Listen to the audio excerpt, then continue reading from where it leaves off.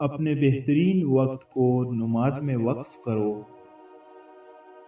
کیونکہ تمہارے سب کام تمہاری نماز کے بعد ہی قبول ہوں گے۔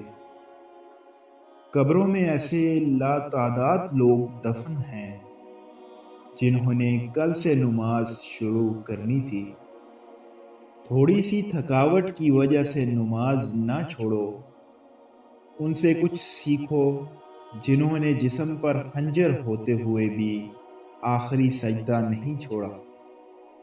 3 انسان ایسے ہیں جن کی نماز قبول نہیں ہوتی۔ ایسا غلام جو مالک کی اجازت کے بغیر بھاگ جائے، ایسی عورت جو اپنے خاوند کو ناراض کر لیتی ہے، ایسا انسان جو لوگوں کو نماز پڑھاتا ہے لیکن لوگ اس کے گناہوں کی وجہ سے اس کے پیچھے نماز پڑھنا نہیں چاہتے، اس کی نماز بھی قبول نہیں ہوتی۔ رسول اللہ صلی اللہ علیہ وآلہ وسلم کا ارشاد ہے، ہمارے اور کافروں کے درمیان فرق نماز ہے، جس نے نماز چھوڑی اس نے کفر کیا۔ نماز کو مت کہو کہ مجھے کام کرنا ہے، بلکہ کام کو بولو کہ مجھے نماز پڑھنی ہے۔ کبھی کبھی آذان مجھے ایسے بلاتی ہے جیسے بگڑے ہوئے بچے کو ماں بلاتی ہے۔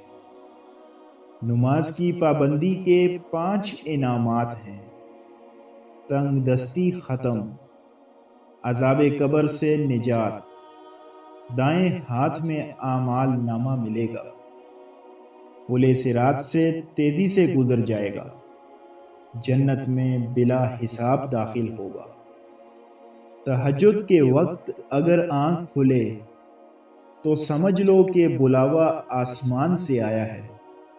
بے شک نماز سے زیادہ کسی اور چیز میں سکون نہیں۔ مصروف زندگی ایک وقت کی نماز کو بھی مشکل بنا دیتی ہے، اور 5 وقت کی نماز مصروف زندگی کو بھی آسان بنا دیتی ہے۔